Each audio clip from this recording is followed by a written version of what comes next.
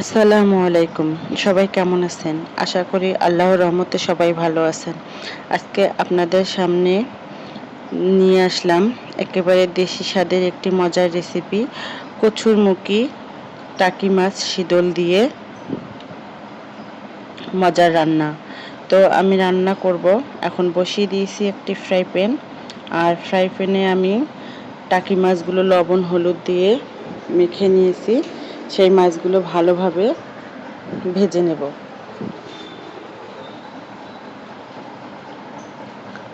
আর টাকি মাছগুলো লবণ দিয়ে ভালোভাবে ধুয়ে নিয়েছি, তাহলে ময়লাগুলো বাইর হয়ে যায়। তো এখন আমি ভালোভাবে ভেজে নিচ্ছি মাছগুলো।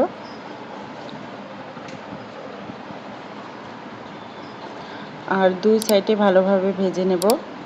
তো এই দেখুন, এক সাইড হয়ে গিয়েছে, আমি আর এক সাইড ভালোভাবে ভেজে নিচ্ছি।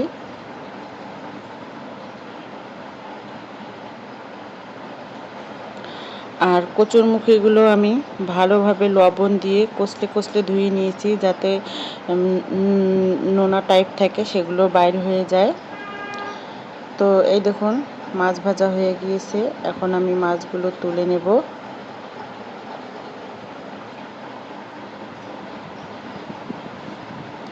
তো এভাবে সবগুলো মাছ আমি তুলে নিচ্ছি। এখন আমি সেদলটা ভেজে নেব। অনেকেই মশলার সাথে কিন্তু কষিয়ে নেয়, তো আমি সেদলটা একটু ভেজে নিলাম। ভেজে রান্না করলে স্বাদটা আরও ভালো হয়। তো এভাবে আমি ভেজে নিচ্ছি। ভেজে নেওয়ার পর আমি সামান্য পরিমাণে পানি দেব। পানি দিয়ে সেদলটা ভালোভাবে গুলিয়ে নেব।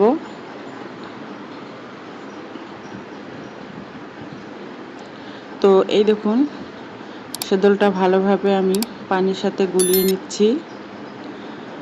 আর গোলানো হয়ে গেলে আমি সেদলগুলো নামিয়ে নেব।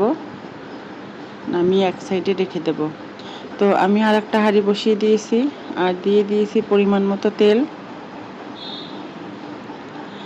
আর মাছ ভাজা যে তেলটা অবশিষ্ট ছিল, আমি সেই তেলটাও দিয়ে দিয়েছি।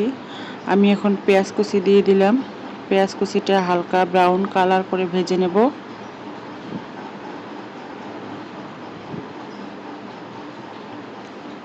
পেঁয়াজটা ব্রাউন কালার ভাজা হয়ে গেছে। এখন আমি মশলাগুলো অ্যাড করব।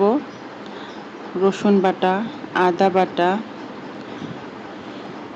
দিয়ে আমি হালকা একটু নেড়ে নেব, যাতে আদা রসুনের কাঁচা গন্ধটা চলে যায়। এখন দিয়ে দেব হলুদের গুঁড়ো, শুকনো মরিচের গুঁড়ো, স্বাদ মতো লবণ দিয়ে আমি মশলাটা হালকা করে একটু কষিয়ে নেব।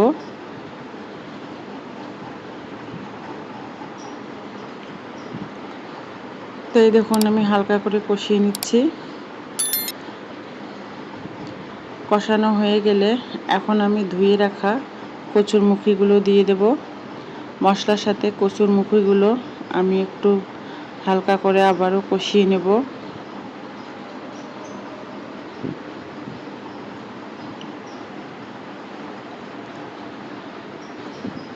পাঁচ মিনিটের জন্য ঢেকে রাখলাম। 5 মিনিট পর আমি ঢাকনাটা তুলে নিলাম। নেওয়ার পর আবারও একটু নেড়ে চেড়ে তারপরে আমি পরিমাণ মতো পানি দিয়ে দেব।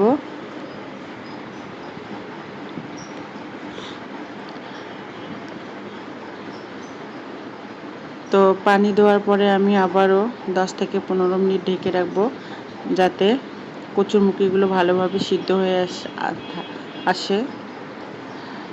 তো এই দেখুন, আমি অফ ক্যামেরায় 2 থেকে 3 বার নেড়ে দিয়েছি। তো পানি কমিয়ে এসেছে। এখন আমি কচুরমুখীগুলো কষিয়ে নেব এবং একটু কড়া করে কষাবো, যাতে সুন্দর একটা ফ্লেভার চলে আসে। তো আমি ঢেকে রেখেছিলাম। আমি ঢাকনাটা আবারও তুলে নিয়েছি। তুলে নিয়ে একটু নেড়ে চেড়ে দিচ্ছি। তো দেখুন, পানি কিন্তু সব কমিয়ে এসেছে। এখন আমি ভেজে রাখা টাকি মাছ দিয়ে দেব। টাকি মাছ দিয়ে আমি আবারও ভালোভাবে কষিয়ে নেব।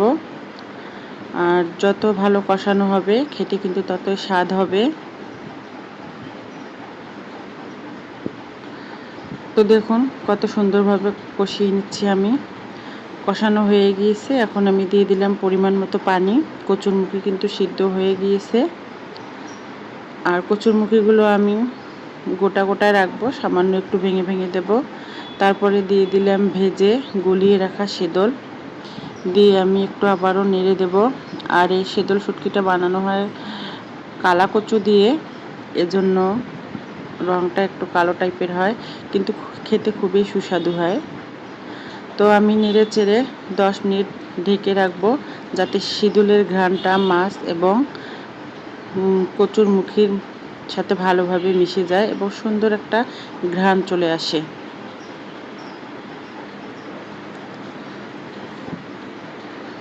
তো আমি 10 থেকে 15 মিনিট জাল করে নিয়েছি, আমার রান্নাটা হয়ে গিয়েছে। এখন আমি দিয়ে দেব ভাজা জিরের গুঁড়ো আর একটু পাঁচফোড়নের গুঁড়ো দিয়ে একটু নেড়ে নেব। নেড়ে নেওয়ার পর আমি নামিয়ে নেব। তো আমার রান্না যদি আপনাদের ভালো লেগে থাকে, লাইক কমেন্ট শেয়ার করে পাশে থাকবেন। আবারও দেখা হবে নতুন কোনো মজার দেশি রেসিপি রান্না নিয়ে। অনেক অনেক ধন্যবাদ।